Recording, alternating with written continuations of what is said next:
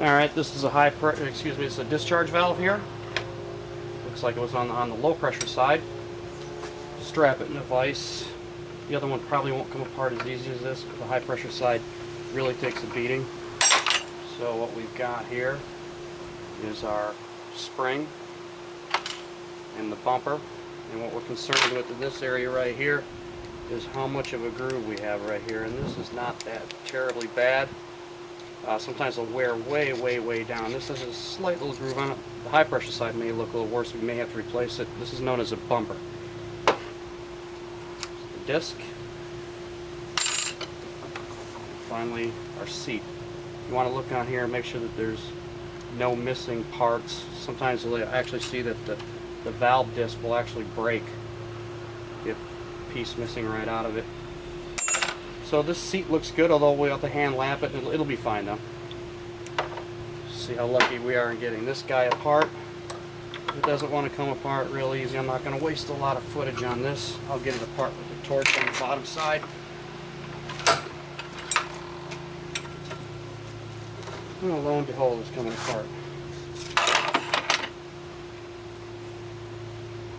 Our spring still intact. This thing didn't have any real valve problems. It pumped up very well, it's just not. This appears to be a little stuck in here. Look at our valve seat once again. It looks fine, and that'll lap right out all right. See about getting this apart.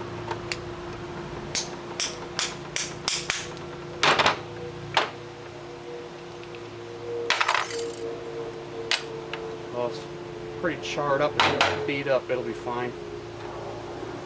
Bumper actually is just as nice as the other one, just a slight little groove. Nothing to really be concerned with. On to our intake valves. So you notice I was using an extension before to get the wrist pin on a low pressure rod. You might not want to do that all the time, but if you're just a backyard guy just doing this, ain't gonna hurt nothing. Strap this in here, and away she comes. Same thing. I guess they've got a special spring now that I've noticed within the parts that I've got, where they've got a designated different spring for the discharge valves. Excuse me, yeah, the discharge valves rather than the intake valves. Although I don't remember that back in the past. The seat right here is right down here. We have a bee flying around, and we'll have to lap this in. But you'll see a lot of times this will wear way down here. You'll have to actually replace this.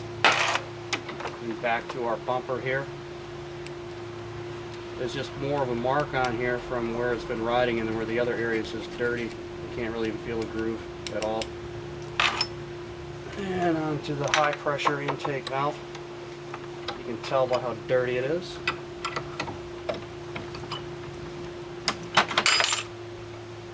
I didn't name these. These are called the Kickoff pins and springs.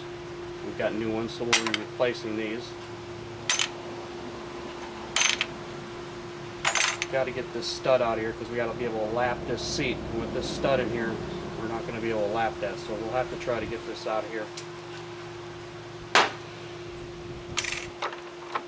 No broken springs, and the bumper looks pretty good. There's a little notch here, but it's not enough to really concern yourself with. Okay, now